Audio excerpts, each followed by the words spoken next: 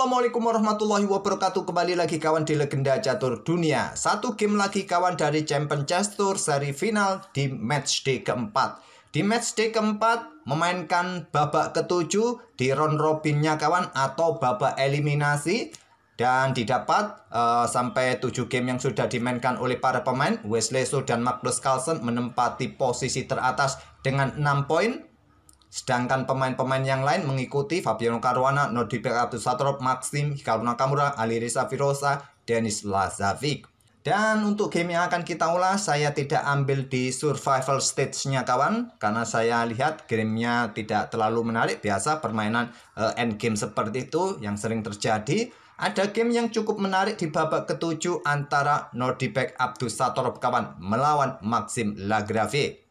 Setelah 2 kali bermain remis kawan, mereka harus melanjutkan ke permainan Armageddon. Dan kebetulan Abdusattorov ini pegang hitam karena penawaran waktunya lebih baik ketimbang MVL dan memilih buah hitam dengan menawarkan 10 menit 29 detik kawan. MVL mendapatkan kontrol waktu penuh 15 menit. Kuda F3 ada kuda C6, gajah B5 Ruy Lopez dimainkan oleh Maxim, pion A6 Morphy Defense, gajah mundur ke A4, kuda F6, rokade menawarkan Ruy Lopez terbuka kawan. Kuda bisa caplok pion E4 ini. Ini adalah variasi terbuka dari Ruy Lopez Morphy Defense. Beberapa waktu yang lalu ada game yang kita ulas permainan terbuka seperti ini kawan, walaupun bukan game aslinya, cuma salah satu alternatifnya sudah saya jelaskan. Jadi di sini tak perlu saya jelaskan lagi jalur terbuka. Gajah E7 pilihan utama, ataupun ada juga kawan pion B5. Ini untuk antisipasi saat gajah E7, ini untuk antisipasi pertukaran gajah ambil kuda C6. Tapi tidak banyak yang memainkan gajah ambil kuda D6 ini kawan. Hanya sekitar 3 ribuan game saja. Ya bisa diambil menggunakan pion D, diambil menggunakan pion B, bisa akan lanjutkan. Oleh karena itu ada yang beberapa lebih memilih untuk pion B5 terlebih dahulu. Setelah gajah E7 benteng E1 dari Maxim, Abdusattorov sekarang pion B5. Langkahnya langkah teori semua sampai langkah ke-7. Ada pion D6, pion C3.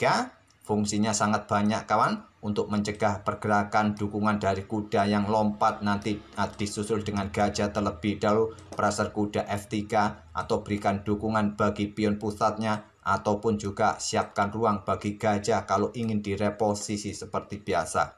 Cukup standar. Itulah beberapa tujuan dengan pion C3.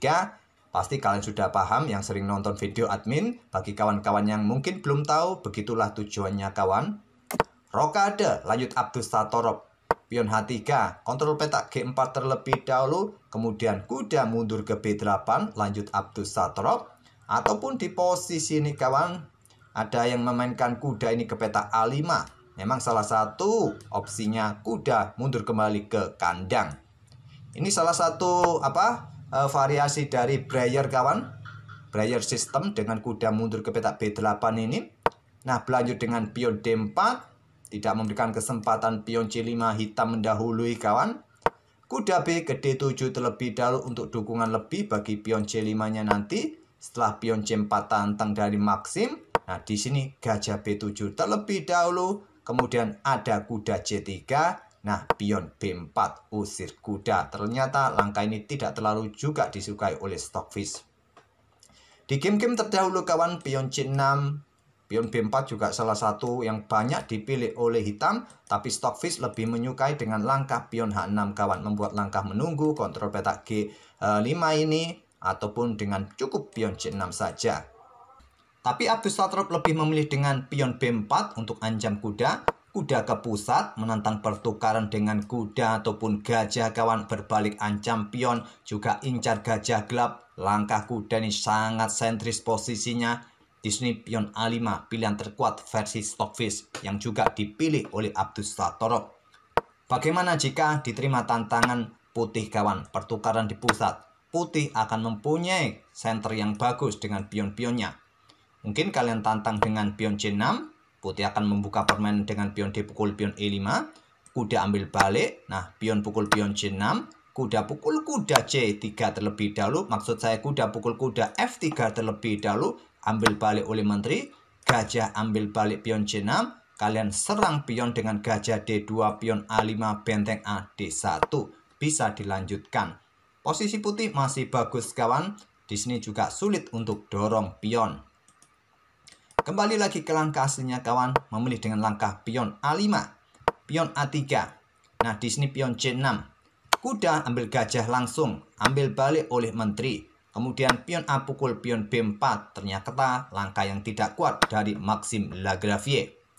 Kuda ke H4 kawan, menepati outpost di sini. Persiapan mungkin juga dengan pion F-nya.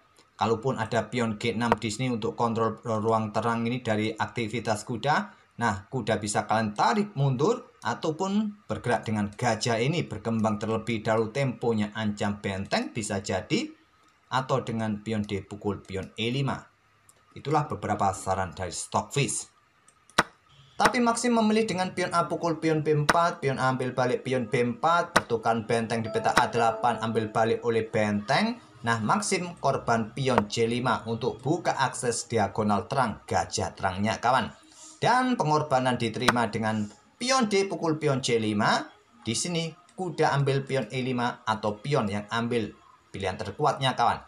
Kalau ambil pion yang di sini kawan, lajur E tertutup, tentu masih bisa diambil oleh kuda di sini. Pion ini dalam tekanan 2 kali oleh kuda kawan.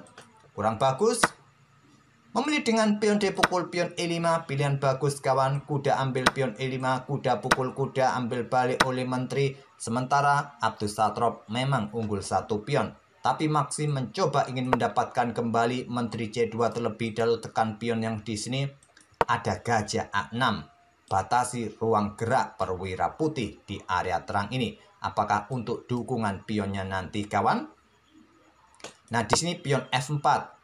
Menteri mundur, tetap pertahankan pion C5-nya. Diikuti raja ke H2, langkah kesalahan dari Maxime Lagravière. Setelah tadi pion A pukul pion B4, sekarang raja ke H2. 2 kesalahan dari Maxime. Pilihan terkuatnya di sini pion E5 ini terlihat cukup menjanjikan kawan. Cukup bagus untuk didorong. Mungkin kuda akan ke petak D5 menantang pertukaran. Baru raja bergerak ke petak H2 yang terkuat atau ke H1. Tapi langsung memilih ke petak H2. Di sini benteng D8 kuasai lajur D yang terbuka penuh kawan. Dorong pion. Kuda ke G4 skak. Korban kawan, langkah brilian. Ditolak, raja bergerak ke G3, malah blunder. Yang terkuat ya mundur ke petak G1 saja. Kenapa kuda ini tidak diambil? Gantinya nanti di sini kawan. Nah, benteng ini bisa jatuh. Raja naik lagi, bisa diikuti dengan pion C4.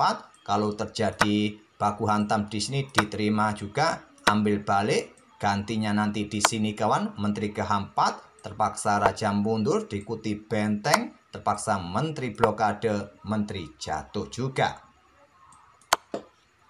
Oleh karena itu ditolak, yang terkuat ke G1 tapi memilih ke petak G3. Diikuti benteng D3 skak karena sudah mendapatkan dukungan dari gajah di area terang ini kawan. Raja ambil kuda, pion H5 skak, korban pion kawan. Raja ambil pion, terpaksa kawan, tidak ada pilihan lainnya. Kalau bergerak ke petak terang ini ya ancamannya tentu bisa skakmat juga kawan.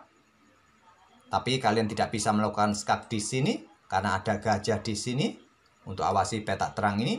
Kalau kalian ancam dengan pion ini skak, raja masih bisa mundur kawan ke petak E4 nanti. Batasi terlebih dahulu sebelum memainkan pion G6 kawan. Nah, mungkin gajah akan diluncurkan dan seterusnya. Memilih caplok pion H5, diikuti dengan pion G6 skak, raja G4, dan di sini gajah mundur ke C8 skak. Di sini MVL menyerah di langkah ke-28 karena hitung-hitungannya 4 langkah berikutnya skak mat. Kalian sudah tidak bisa bergerak lagi, jadi harus blokade di sini kawan. Nah, di sini kalian sikat dengan gajah karena dapat dukungan dari pion. Nah, raja punya tempat lari ke petak F4, bisa disusul menteri hitam H4 skak. Nah, kalian blokade dengan pion di sini karena sudah tidak punya ruang lagi kawan. Karena baris ketiga sudah dikuasai oleh benteng hitam. Blokade dengan pion, kalian skak di peta H6 ini. Tidak punya ruang lagi raja kawan. Kalian blokade dengan pion ini. Skak lagi di sini. Skak mat. Oleh karena itu di posisi ini saat gajah tadi dari peta A6 meluncur ke peta C8 skak. Langsung menyerah di langkah ke-28. Itulah kawan permainan dari Abdus Satrop yang mampu memanfaatkan langkah-langkah kesalahan dari MVL tadi kawan. Di posisi mana tadi? Di posisi ini kawan, di posisi saat menteri mundur ke peta E7.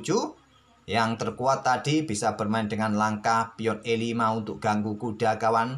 Tapi raja ke H2 terlebih dahulu, ada benteng D8 kuasai lajur D.